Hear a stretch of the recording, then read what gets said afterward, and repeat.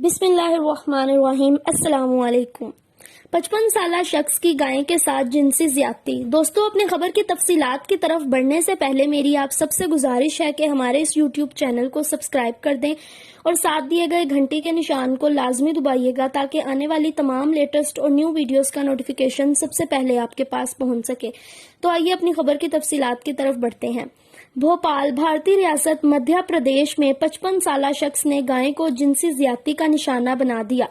بھارتی میڈیا کے مطابق مدھیہ پردیش کے دارالحکومت بھوپال میں 55 سالہ شخص نے ایک ڈیری فارم میں 4 جولائی کو گائے کے ساتھ جنسی زیادتی کی۔ فارم کے مالک نے سی سی ٹی وی فوٹیج میں ملزم کی یہ حرکت دیکھ کر 7 جولائی کو پولیس میں رپورٹ درج کرائی۔ فارم مالک نے پولیس کو سی سی ٹی وی فوٹیج بھی پیش کی۔